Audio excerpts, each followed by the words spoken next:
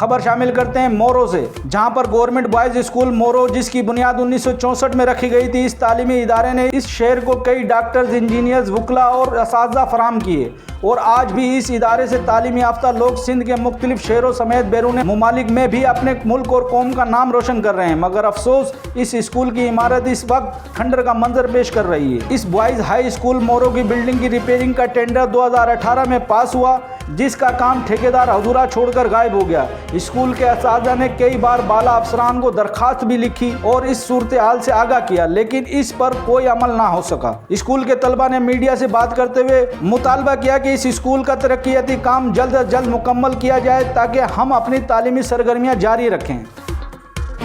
मज़ीद खबरों और अपडेट के लिए विजिट करें हमारा YouTube चैनल HRJDU न्यूज़।